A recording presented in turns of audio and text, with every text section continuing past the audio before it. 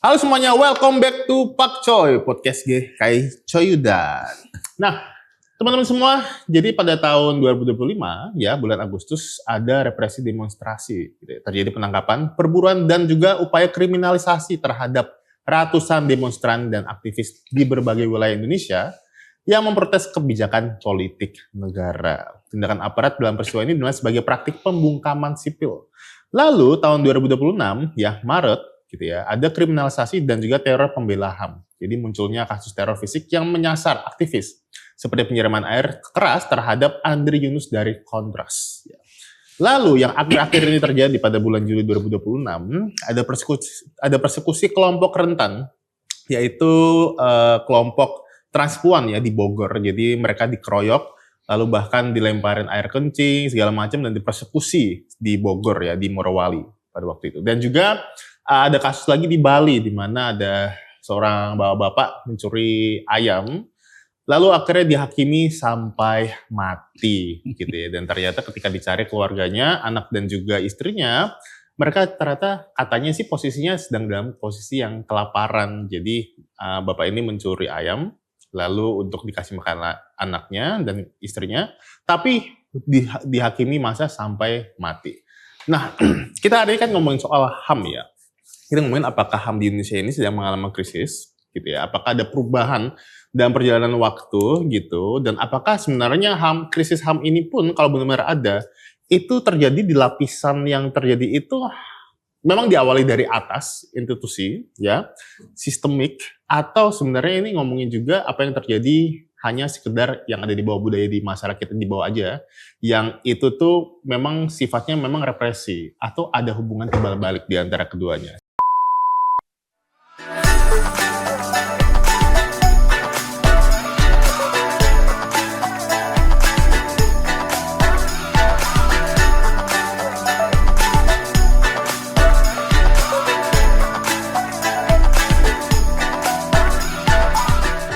Ya, bersama dengan narasumber kita hari ini yaitu Bapak Purwoko. Halo Pak Purwoko. Halo juga.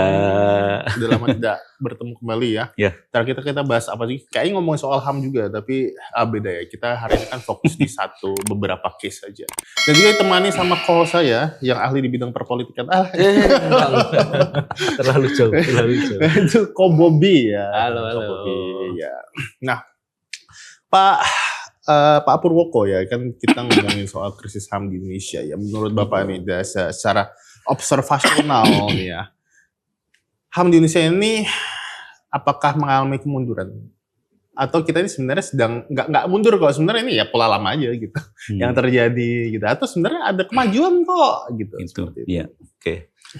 Sebetulnya gini, kalau kita melihat apakah HAM itu mengalami kemunduran di negara kita, di Indonesia, kita sebetulnya kurang tepat untuk melihat hal itu. Mengapa? Jadi sebetulnya kita mendasarkan dulu HAM itu apa sih gitu loh. Jadi sebetulnya kan mengenai HAM sebetulnya kita sudah diatur di dalam Undang-Undang Nomor 39 tahun 1999 di mana definisi dari HAM itu sendiri adalah hak dasar yang melekat pada manusia. Lah ini harus kita tekan bahwa itu adalah hak dasar yang melekat pada manusia sebagai makhluk Tuhan.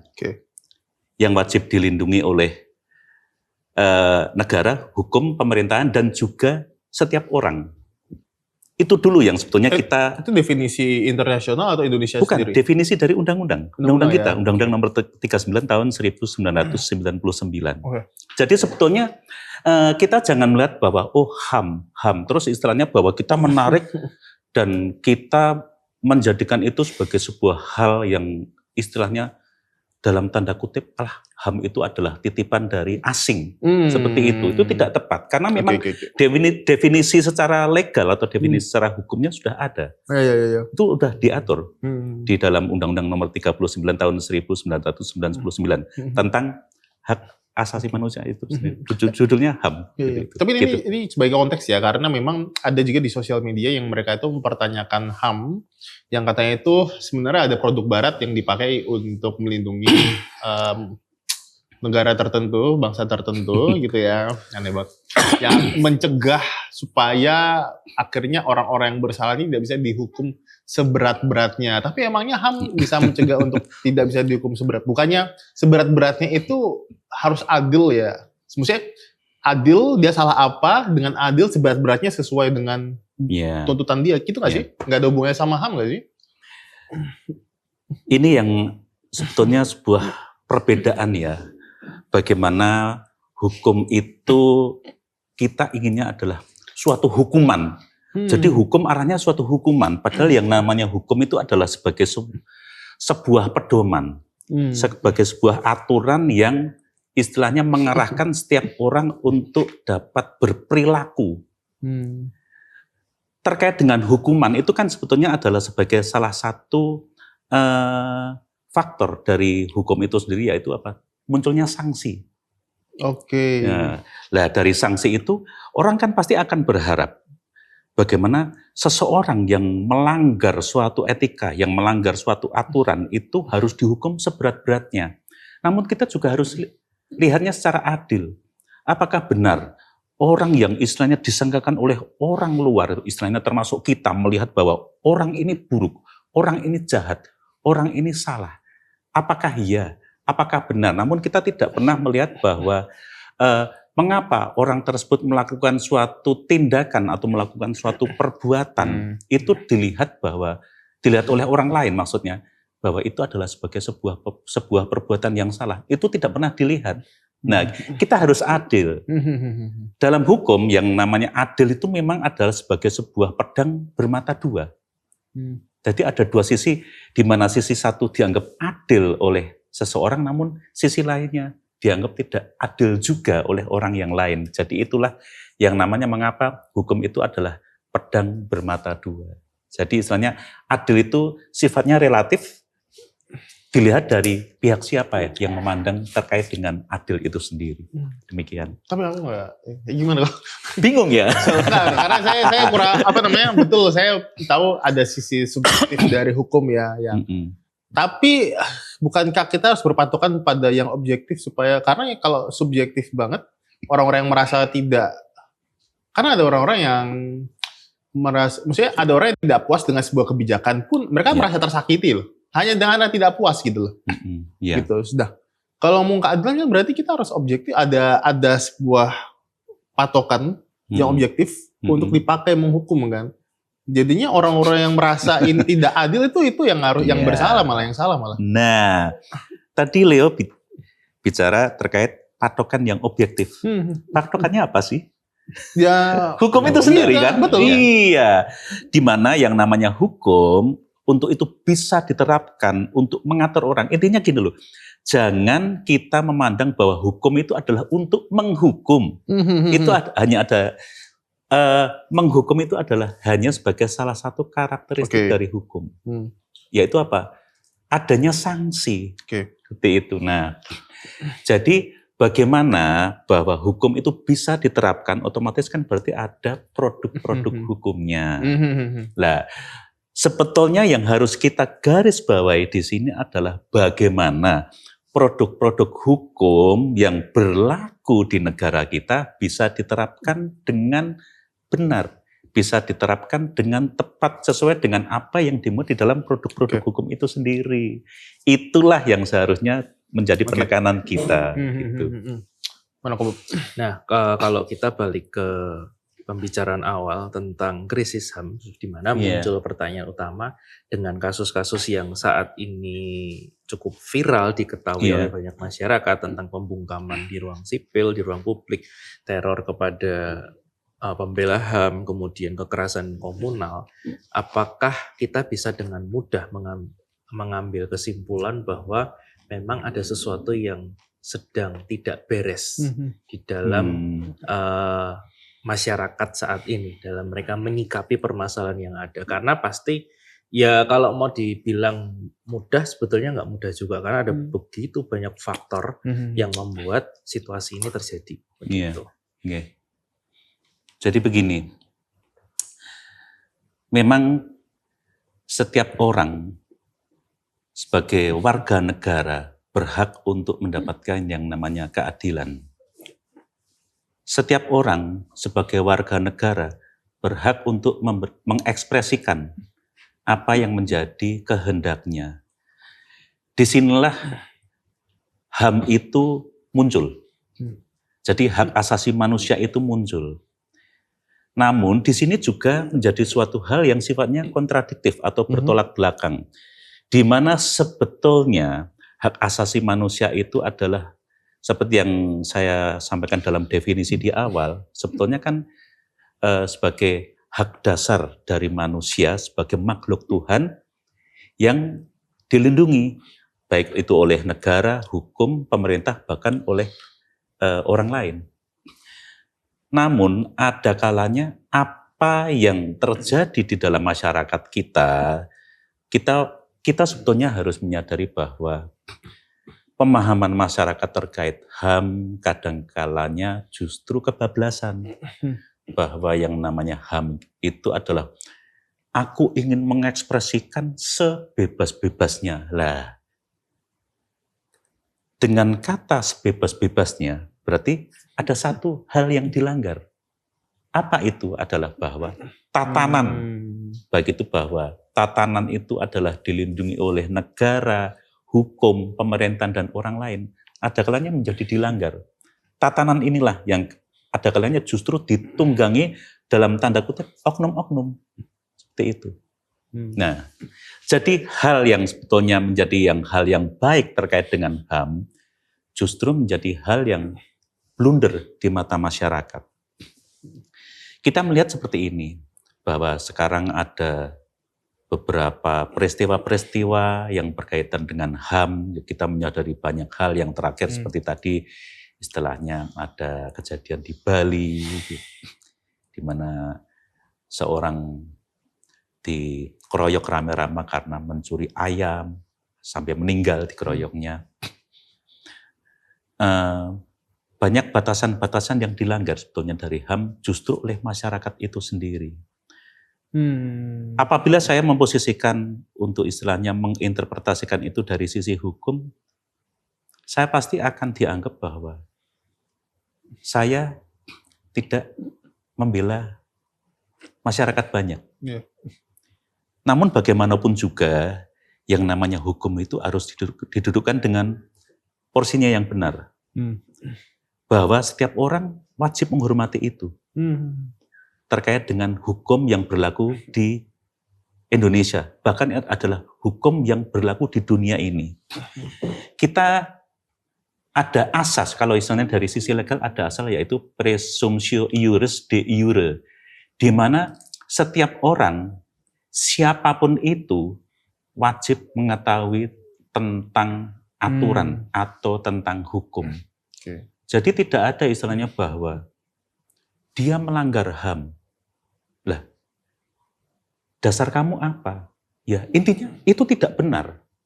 Dan kami semuanya menganggap itu tidak benar lah. Itu juga kurang tepat juga.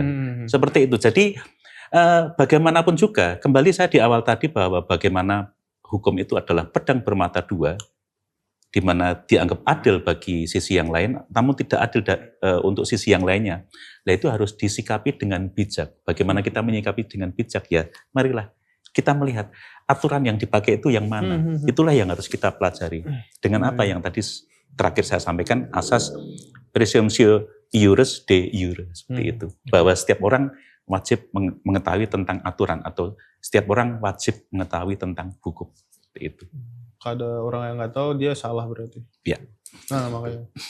Jadi harus tahu bahwa hukum itu, koreksi ya kalau saya salah. Yeah. Hukum itu satu, dia harus kaku, dan yang kedua dia tidak boleh punya hati nurani.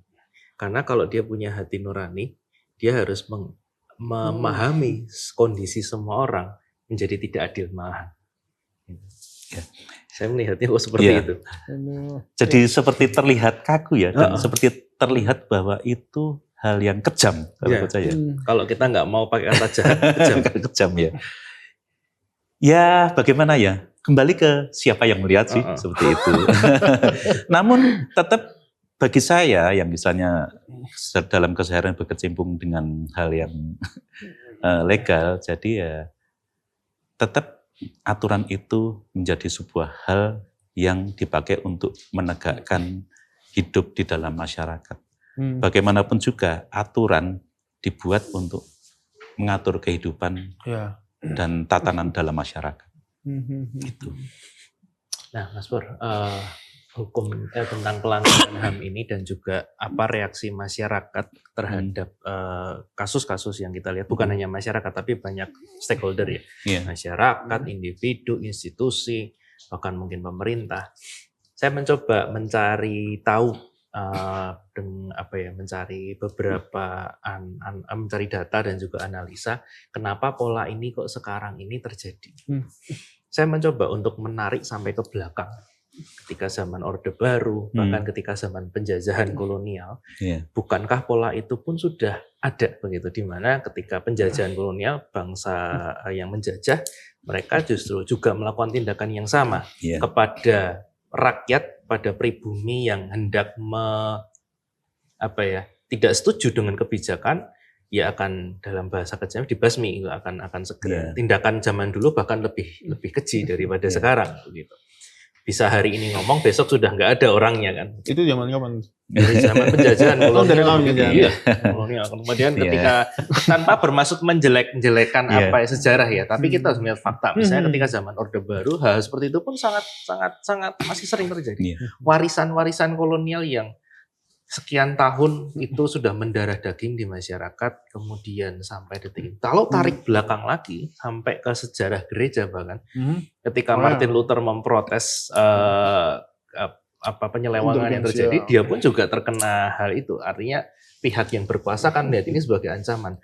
Mundur lagi ke zaman Tuhan Yesus, ketika Yesus sedang ingin menyampaikan kritik kepada orang-orang Farisi, ahli agama, dia pun juga mendapatkan persekusi dari mereka. Jadi ini pola yang sudah bukan cuman 15-20 tahun, bahkan ribuan tahun sudah terjadi. Begitu.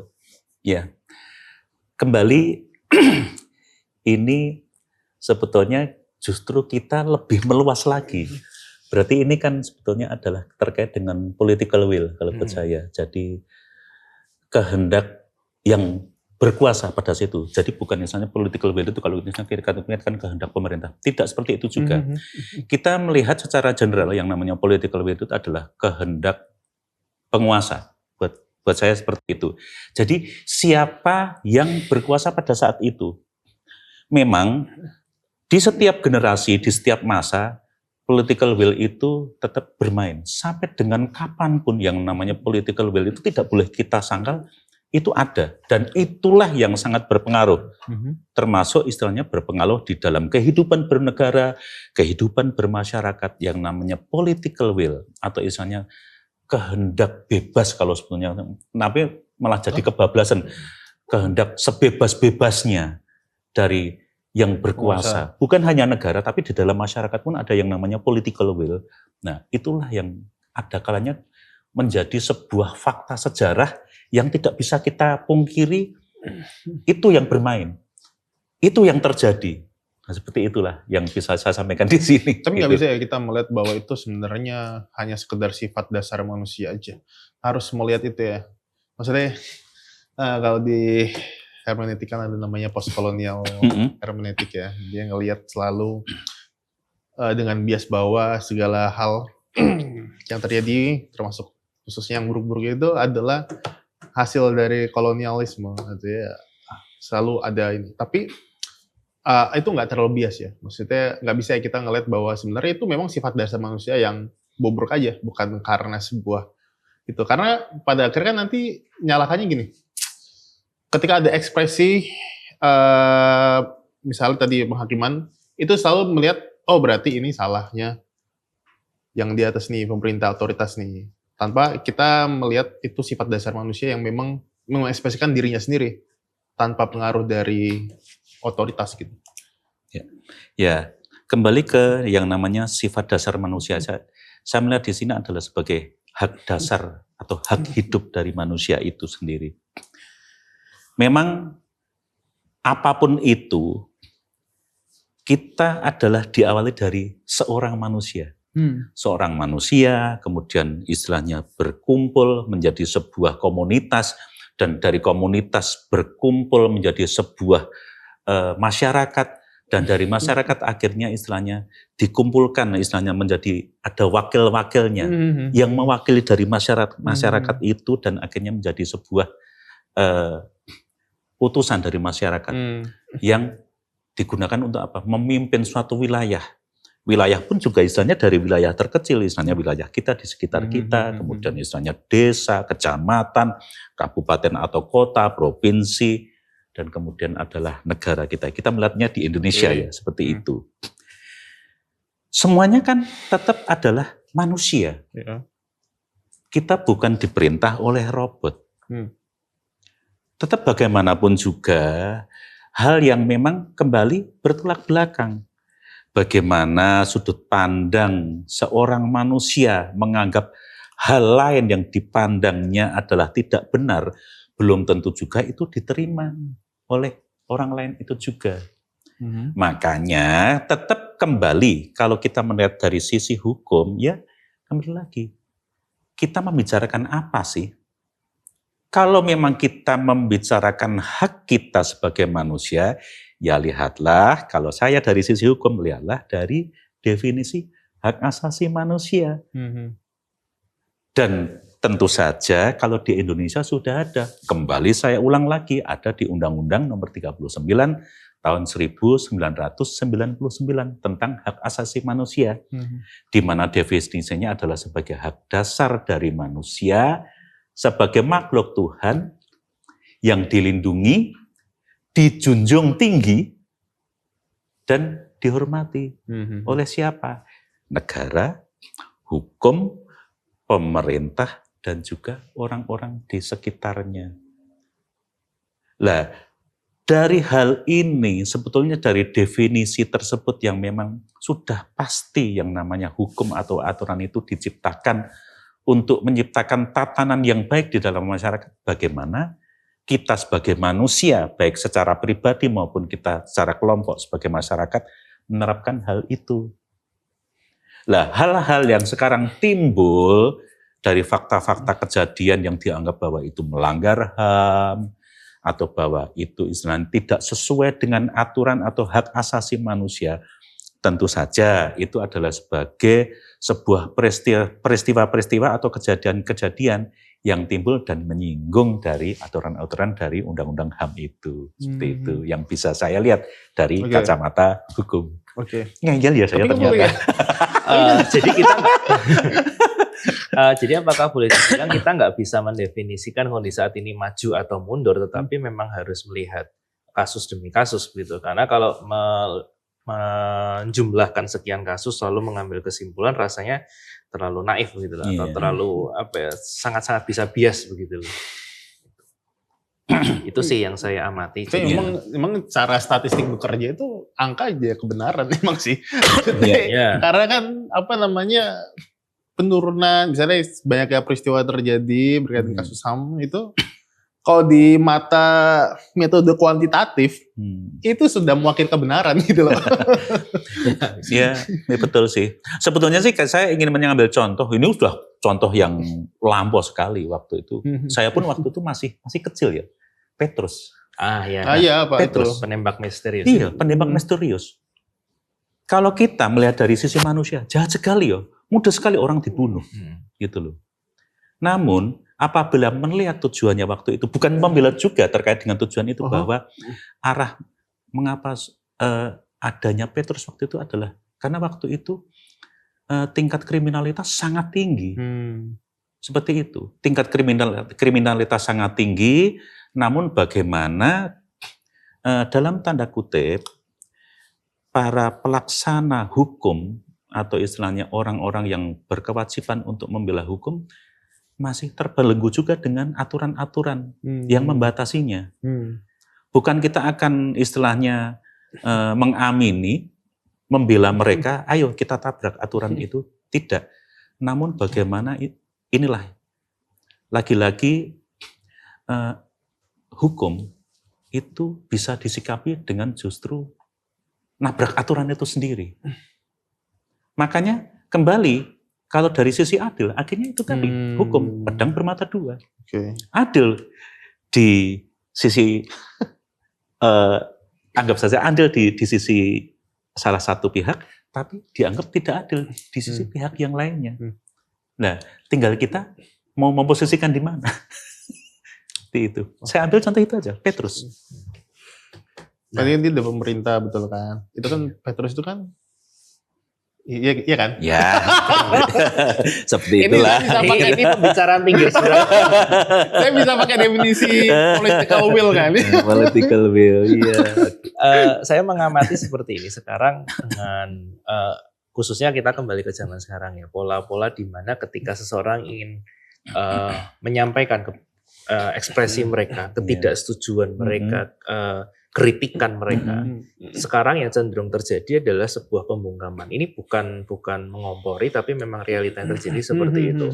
Pembungkaman melalui media digital, kemudian ada intimidasi, ya, baik intimidasi secara fisik, orang itu diteror rumahnya, tubuhnya, maupun diteror secara digital gitu, media sosial dihack dan lain sebagainya. Pembungkaman ini kan terjadi di banyak lini, bukan hanya di sisi permasalahan-permasalahan hukum. Orang tidak setuju dengan kebijakan di sebuah perusahaan, dia bisa diamati oleh pimpinan, kemudian dia akan dihambat karirnya. Itu kan juga terjadi di dunia kerja begitu. Dan pola yang tadi saya katakan bahwa ini warisan-warisan zaman dahulu yang sampai sekarang masih dibawa. Yang menarik, saya pernah membaca juga begini. Reformasi tahun 98 itu sebetulnya reformasi yang dari tulisan ini nanggung gitu. Nanggung karena reformasi ini sampai di titik memang ada perubahan birokrasi, adanya pemilu, pemisahan TNI Polri. Tapi reformasi di tubuh sebuah institusi itu tidak terjadi. Institusi apapun, mungkin bisa institusi di pemerintahan maupun institusi swasta, di mana pimpinan yang membungkam gitu, itu masih bisa terjadi. Pokoknya asal bapak senang, asal ibu senang. Kalau saya mau naik jabatan, saya harus ngikuti apa kata atasan. Nah, itu kan hal-hal seperti itu yang selalu muncul, dan itu rasanya nggak akan mungkin bisa dihapus, karena meskipun Gen Z sekarang, generasi Z sekarang itu adalah generasi yang sangat kritis berpikir, tapi ketika sudah masuk ke kultur itu, mereka nggak mau akan ikut, dan akhirnya ya sudah itu jadi terbawa di dalam hidup mereka. Kalau kita lebarkan sedikit, misalnya di dunia medis pun praktek intimidasi dari senior ke junior itu pun kan seperti itu. Ngeri sekali, dan jangan-jangan di gereja juga bisa terjadi demikian. Bisa, betul. Kan itu berarti sistemik ya. Maksudnya akhirnya semuanya bersalah ya. Sebetulnya kalau memandang semuanya bersalah, ya saya bisa menjawab hal yang sifatnya ambigu. Bisa iya, bisa juga sebetulnya tidak. Mengapa? Kalau bisa iya, kita melihat dari sisi pandang bahwa hal itu marak terjadi di kehidupan kita. Meskipun sebetulnya tidak hanya di Indonesia sih, sebetulnya di negara-negara maju pun juga istilahnya hal-hal baik itu persekusi, ketidakadilan, ketidaksetaraan itu tetap terjadi, tapi misalnya dengan bentuk yang berbeda-beda. Seperti itu. Namun apabila itu saya jawab tidak, ya kembali saya mendasarkan bagaimana kita bisa menyikapi, bagaimana kita bisa mengikuti hak-hak dasar kita sebagai manusia sesuai dengan aturan yang memang sudah ditetapkan. Tentu saja di negara kita. Bagaimana kita bisa menghormati, bagaimana kita bisa menjalankan hak-hak dasar kita sebagai manusia sesuai dengan ketentuan yang telah diatur. Bagaimana itu bisa kita jalankan dalam hidup kita sehari-hari. Nah, kadang-kala saya pun juga mungkin tidak saya sadari, juga kadang-kadang melanggar itu. Seperti itu. Oke, Pak. Nah, mungkin kita kembali fokus ke case ya. Kayak tadi itu, saya ngeliat aparat negara itu kalau misalnya melakukan pelanggaran kayaknya susah ya. Kayaknya agak lebih susah ya untuk kita cuma tahu anak-anaknya aja itu yang di bawah aja. Hmm. Tapi untuk aktor intelektualnya itu kan kayaknya susah banget digapai gitu ya. Apakah ini sebenarnya sebuah kegagalan negara sebenarnya secara institusi yang tidak mampu? Apabila ini adalah dianggap sebagai sebuah kegagalan negara dalam melindungi masyarakatnya, kembali kita melihat kita sebagai sebuah pribadi, manusia sudah pasti, yang memiliki hak dasar masing-masing. Salah satu hak dasar kita apa tuh? Melindungi keluarga kita. Itu. Nah, kemudian kan yang namanya keluarga berkembang. Yang namanya melindungi itu ada unsur, kita berikan tanda kutip kepentingan. Nah, kepentingan inilah yang sebetulnya kalau dilihat dari hak dasar kita sebagai manusia, sebetulnya kan melindungi kepentingan adalah kepentingan yang sesuai, kepentingan yang benar dalam tata aturan. Saya tidak ngomong di dalam mata masyarakat umum, tapi di dalam tata aturan itu adalah sebagai sebuah hal yang benar. Nah, itu disimpangi. Nah, dari situlah yang sebetulnya penyimpangan-penyimpangan itu terjadi, baik di masyarakat maupun justru adalah di penguasa kita, itu semuanya disimpangi, seperti itu. Jadi sebetulnya kalau kita lihat di sini, dari semua tataran penyimpangan itu terjadi. Namun mengapa justru yang begitu menyolok adalah penyimpangan dari penguasa? Karena penguasa kan adalah sebagai wakil dari masyarakat tentu saja. Sebagai wakil untuk istilahnya seharusnya membela masyarakat, namun mereka menyimpangi hal itu. Jadi itulah yang akhirnya justru itu yang dibungkus di dalam mata masyarakat. Penguasa kita tidak benar. Seperti itu. Aparat kita tidak benar. Seperti itu. Karena mereka apa? Mereka kan diberikan kekuasaan untuk itu. Nah, bagaimana menjalankan kekuasaan itu dengan benar? Itulah yang harusnya mereka waspada. Itulah yang harusnya mereka pegang itu. Karena apabila mereka melakukan suatu ketidakbenaran dalam kekuasaan yang diberikan oleh mereka, maka masyarakat akan memandang, hei kalian tidak benar. Itu.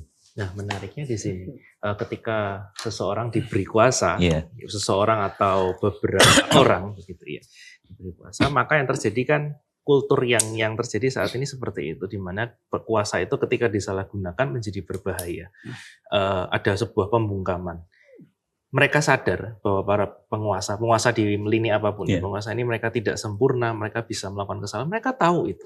Tetapi ketika akhirnya itu terjadi, maka sifat defensif manusia ini yang pertama kali maju. Bagaimana caranya supaya saya tetap aman, kekuasaan saya tidak diusik. Itu yang terjadi. Maka dari itu mereka melakukan cara yang bagi mereka mungkin legal dan bagi kebanyakan orang disebut ilegal. Karena di dalam mungkin di dalam panggung politik, kata maaf itu bukanlah sesuatu yang baik. Kita dari kecil diajarkan kalau melakukan kesalahan minta maaf. Tapi di panggung politik, kata maaf berarti adalah sebuah kegagalan. Maaf, saya salah. Maaf, kami keliru. Maaf, kami telah gagal melindungi masyarakat. Maka kata maaf menjadi bumerang bagi mereka, sehingga mereka dianggap gagal, keliru, kekuasaan menjadi rapuh. Kekuasaan itu bisa hilang dalam waktu yang sangat singkat. Dan mereka tidak mau itu. Akibatnya adalah, saya ingin tetap berkuasa, karena ini jatah saya, karena saya masih punya waktu, saya akan lakukan apapun untuk mempertahankan itu. Itulah yang terjadi pada akhirnya, muncul kasus pembungkaman, muncul kasus persekusi, ada yang dikorbankan, dia tetap aman, itu kan. Mainnya di situ. Ngeri. Saya kayak inget yang MBG kemarin, keracunan di Karo itu. Siapa ya? Bupati atau siapa? Bupatinya bilang kan keadaan baik-baik aja. Iya. Mereka keracunan tapi mereka baik-baik saja. Kenapa nggak ada ini ya? Maksudnya tidak ada permintaan maaf. Karena ketika mereka meminta maaf, berarti mereka mengakui mereka gagal. Kekuasaan hilang. Betul. saya mengiyakan itu, baik Bobby maupun Leo, bahwa kembali ke istilahnya budaya di Indonesia. Kata maaf itu adalah sebagai sebuah kegagalan. Ini kalau kita melihat dari sisi hal yang sifatnya dari sisi penguasa ya. Gitu. Kata maaf adalah sebagai sebuah kegagalan. Ya kembali, ya bagaimana kita nanti kita bisa mewariskan ke generasi kita lah, generasi muda kita. Bagaimana budaya maaf itu bukan sebagai sebuah budaya, sebagai sebuah kegagalan, namun misalnya sebagai sebuah budaya untuk memperbaiki diri. Itu yang sekarang memang belum terbentuk secara utuh, bukan terbentuk secara benar, tapi belum terbentuk secara utuh. Namun hal itu sebetulnya sudah dimulai oleh generasi-generasi muda kita. Dan kembali istilahnya bagaimana budaya yang berkembang atau istilahnya sosial yang berkembang di masyarakat di Indonesia memang tentu juga berbeda dengan di negara lain. Kita ambil contoh seperti Jepang. Bukan saya istilahnya memuja-muja Jepang, tidak, namun bagaimana budaya mereka yang namanya maaf itu adalah sebagai sebuah hal yang begitu ditekankan dari mereka kecil. Maaf itu sebagai tindakan ksatria. Iya, tindakan ksatria seperti itu.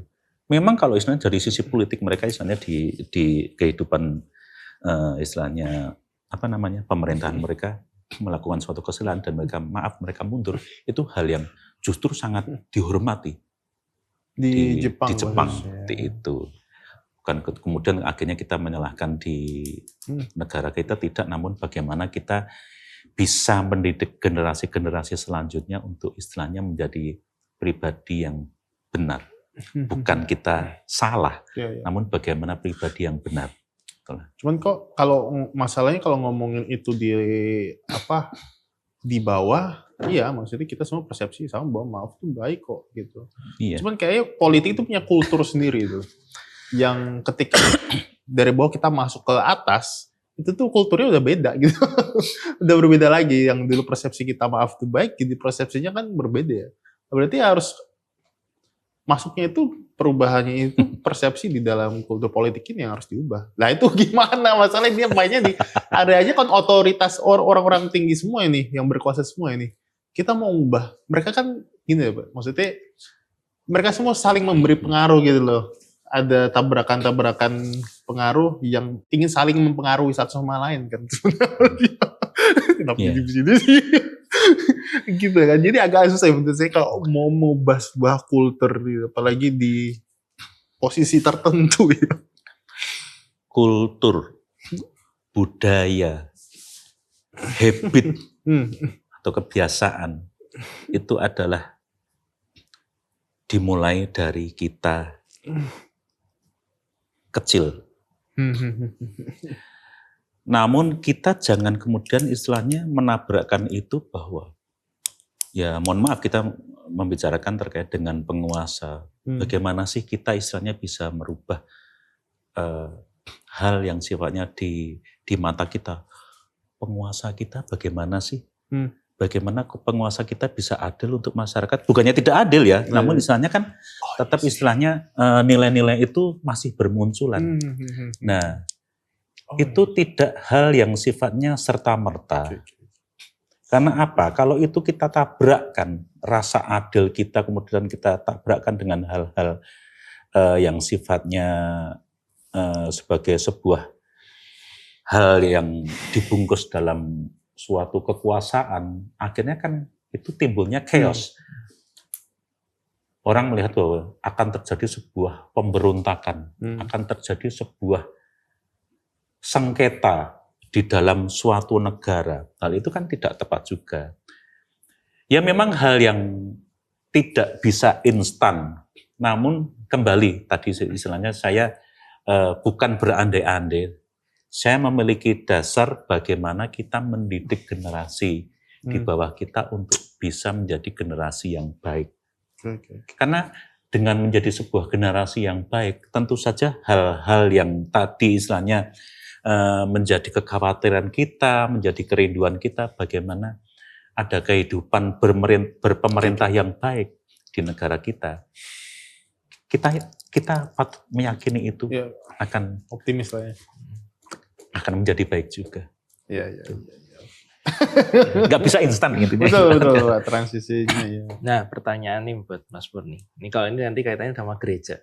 Kita harus tahu, harus membuka diri, menyadari bahwa gereja pun diisi oleh orang yang tidak sempurna, di mana hal-hal yang terjadi yang pernah kita bicarakan tadi itu pun bisa saja terjadi di gereja gitu. Apapun gereja manapun. Gitu. Iya.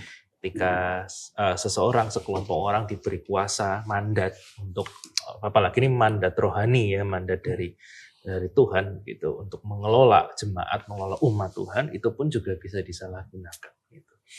Itu yang menjadi catatan kita. Nah, sekarang kalau kita berkaitan dengan gereja, melihat berbagai macam hal yang sedang terjadi di negara ini tentang HAM tadi, tentang pembungkaman, sebetulnya apa sih peran gereja terhadap masalah-masalah bangsa? Karena sejujurnya hal itu mungkin masih abstrak bagi sebagian masyarakat Kristen gitu, bagi rekan-rekan Bapak Ibu Saudara yang mendengar podcast ini juga masih abstrak. Tuh saya bisa ngapain terhadap hal ini? Gitu. Sedangkan kadangkala doa syafaat yang kita lantunkan, yang kita doakan kepada Tuhan, itu doa yang sifatnya hanya umum gitu loh. Mendoakan Indonesia lebih baik. Itu kan sangat abstrak begitu loh. Memang cara paling gampang berdoa, tapi juga berdoa seperti apa kita nggak tahu. Tapi apakah ada hal-hal lain yang bisa kita kerjakan, baik itu secara institusi maupun individu. Individu itu berarti sampai di titik seseorang apapun profesinya, apakah dia bahkan seorang pedagang di pasar, seorang tukang jahit, mereka pun bisa terlibat di dalam ikut serta untuk memberikan hal baik di negara ini. Gitu. Ya. Ini sebetulnya menarik ya. Kebetulan kemarin kan juga di gereja kita di persekutuan perwilayahan, yang kebetulan kemarin saya juga terlibat di persekutuan perwilayahan yang di wilayah Coyudan ya. Mengangkat tema spiritualitas aksi dengan spiritualitas atraksi. Nah, disinilah sebetulnya bagaimana kita itu diuji sebetulnya. Diuji bagaimana kita yang melihat bahwa kita menilai sisi spiritualitas kita, bagaimana sisi kita berketuhanan, itu adalah sangat baik. Padahal kita sebenarnya di situ kita menunjukkan sifat apa? Jumowo. Kita tuh sebenarnya sombong gitu loh. Bahwa aku merasa sudah menjadi orang yang baik. Kan itu hanya untuk diri kita sendiri. Nah, bagaimana istilahnya kita melihat bahwa spiritualitas kita bukan sebagai sebuah spiritualitas atraksi yang ingin dilihat orang bahwa kita baik, namun bagaimana kita justru menjadikan spiritualitas kita itu adalah sebagai spiritualitas aksi.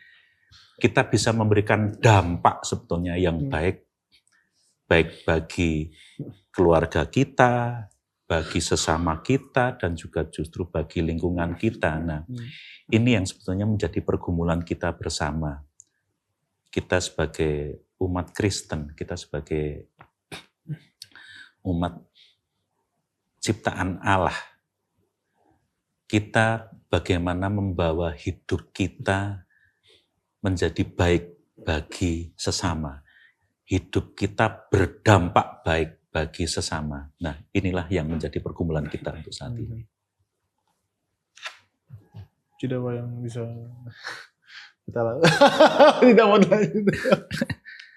Ya, tapi gimana kok Bob? Kok menurut kok apa ada nggak yang tindakan mungkin konkret ya?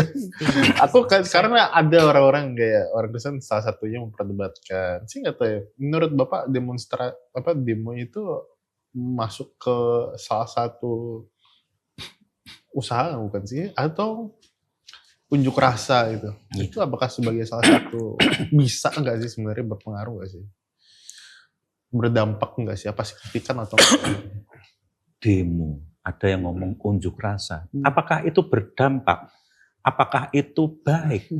Ya tinggal kita melihat Seperti apa? Landasan dari kegiatan itu apa? Dan kemudian tujuannya apa? Kalau memang tujuannya itu baik, tentu saja akan memberikan dampak yang baik. Lagi-lagi seperti tadi yang saya sampaikan, apakah langsung akan ada hasilnya? Ya Enggak. belum tentu, karena hasil itu tidak instan. Namun bagaimana kalau tadi Leo menanyakan apakah demo atau unjuk rasa itu adalah sebagai sebuah ekspresi untuk istilahnya kita bisa memberikan dampak yang baik dalam kehidupan atau tatanan di dalam masyarakat ataupun bernegara. Bisa ya. Tentu bisa gitu loh. Kembali ke tujuan kita melakukan unjuk rasa itu apa. Menarik Mas Pur dan Ya. Leo berbicara tentang unjuk rasa dan institusi Kristen bagaimana menyikapi hal itu. Kalau nggak salah kasus tahun lalu kayaknya waktu di Agustus itu. Saya melihat beberapa. Yang pertama adalah reaksi masyarakat terhadap permasalahan yang cukup besar pada waktu itu, di mana masyarakat juga menanyakan bagaimana para institusi agama ini menyikapi hal ini. Gitu. Karena netizen atau masyarakat juga ingin bahwa mereka yang berada di ranah agama bukan hanya berada di atas dalam tanda kutip surga, tapi ayo membumi. Ayo melihat permasalahan bangsa ini, dan seharusnya institusi agama pun juga ikut serta dalam memecahkan masalah ini. Nah, menarik adalah ada beberapa yang saya tahu lah, yang saya lihat, saya baca, beberapa sekolah teologi pun ternyata ikut dalam berunjuk rasa itu. Bukan hanya sekedar nunjukin, aku ikut, enggak loh, tetapi mereka sedang ingin menyuarakan suara kenabian gitu loh. Mereka sebagai institusi teologi, orang-orang yang sedang khusus belajar di sana, mereka yang menunjukkan ini loh suara kenabian dari zaman perjanjian lama begitu. Suara kenabian, suara untuk menentang ketidakadilan. Dan mereka yang menunjukkan bahwa ini yang harusnya dilakukan oleh orang-orang yang benar begitu. Unjuk rasa itu disampaikan juga dengan cara yang sehat, bukan terus anarkis, tidak. Mereka tidak menunjukkan itu. Anarkis pun keliru karena akan merugikan orang lain. Nah, suara kenabian baik yang dilakukan lewat aksi di jalan, unjuk rasa, maupun misalnya surat press release, pernyataan resmi institusi gereja. Mungkin dalam hal ini karena kita di GKI. Suara gembala sinode GKI gitu, atau suara gembala PGI. Itu ternyata memberikan dampak besar bagi masyarakat. Masyarakat akan langsung melihat, ternyata orang-orang Kristen juga peduli loh terhadap masalah ini. Ternyata institusi Kristen pun juga memberikan perhatian lebih, bukan hanya surat resmi, tetapi ada aksi juga yang mereka lakukan, memberikan bantuan, kemudian ada perlindungan korban dan lain sebagainya selama mereka berada di ranah yang tepat, perlindungan saksi dan korban itu sebagai sesuatu yang memberikan air segar di tengah panasnya suasana begitu. Itu yang saya lihat begitu sih. Ya, setuju. Saya setuju dengan Bobby. Jadi itu adalah sebagai beberapa contoh terkait dengan spiritualitas aksi kita seperti itu. Jadi bagaimanapun juga spiritualitas aksi adalah memberikan dampak yang baik. Otomatis kan dari situ kan masyarakat bisa melihat bahwa kita sebagai orang Kristen mampu memberikan dampak yang baik bagi sesama kita. Bukan hanya golongan saja, namun istilahnya masyarakat. Ya, betul. Itulah sebetulnya adalah sebagai salah satu bagian dari spiritualitas aksi kita. Berikan dampak yang baik bagi sesama. Oke, kalau gitu. Diskusinya ampun. Ya mungkin kalau buat saya bukan pola, tetapi lebih ke arah apa yang bisa kita lakukan secara individu maupun institusi. Individu tadi, bagaimana kita berperilaku dengan baik, kita melakukan apa yang benar dan adil. Ketika ada ketidakadilan, bagaimana kita bisa beraksi dengan yang kita mampu. Kalau kita merasa tidak mampu, ya berarti kita harus menginduk ke sebuah institusi, karena institusi yang punya wewenang lebih. Saya melihat justru ada beberapa hal yang bisa dilakukan gereja secara institusi. Misalnya adalah apakah gereja juga memberikan bantuan pelayanan hukum begitu. Memang permasalahan hukum kan bukan sesuatu yang reguler atau rutin terjadi. Bukan sebuah pelayanan harian, tetapi pelayanan situasional. Belum tentu setahun sekali ada begitu. Tetapi ketika ada permasalahan yang terjadi di jemaat atau di sebuah tempat, masalah misalnya perizinan pos jemaat dan lain sebagainya, gereja punya layanan hukum sendiri yang bisa menolong itu. Ketika jemaat menghadapi kesulitan, ada jemaat misalnya ada tanahnya tempat dia tinggal, tanah sengketa, bagaimana gereja juga menolong dengan sesuai dengan jalur yang benar. Betul. Itu bisa terjadi. Dan tadi kalau di level yang lebih tinggi lagi, contoh kasus tahun lalu, individu mungkin nggak bisa bersuara, tetapi perwakilan institusi bisa bertemu dengan misalnya presiden, gitu. Ketua PGI atau ketua Sinode GKI bertemu dengan wakil-wakil negara sangat bisa dilakukan. Bagi kita dukung itu supaya suara kita, suara gereja sampai didengar oleh para pemimpin negara. Betul. Dan amin. Dan bersyukur GKI saat ini terus bergerak itu ketika ada hal sesuatu permasalahan di bangsa, GKI cukup responsif untuk ikut serta di sana. Hasilnya gimana? Itu urusan nanti karena kompleks gitu. Tapi setidaknya suara kita harus didengar. Perlu ada komisi khusus nggak tuh Pak di gereja? Advokasi, komisi advokasi GKI Joydan. Gokil. Oke kalau gitu sudah selesai ya waktunya ya, sudah lumayan. Oke kalau gitu terima kasih Pak Purwoko sudah bersama kita diskusi kita yang mendalam dan juga sedikit melebar dan juga agak di pinggir jurang kayak tadi ya. Terima juga Kubab ya dan nemenin jadi co-host. Terima kasih juga untuk setiap penonton yang sudah menonton sampai selesai ya. Jangan lupa cek juga channel kami, Joydan Digital Ministry. Masih banyak juga podcast-podcast lainnya yang bisa ditonton, yang menginspirasi kita juga. Oke, kalau gitu saya Regi Leo dan host saya, Bobby. undur diri. Sampai jumpa di podcast yang selanjutnya. Bye-bye. Bye.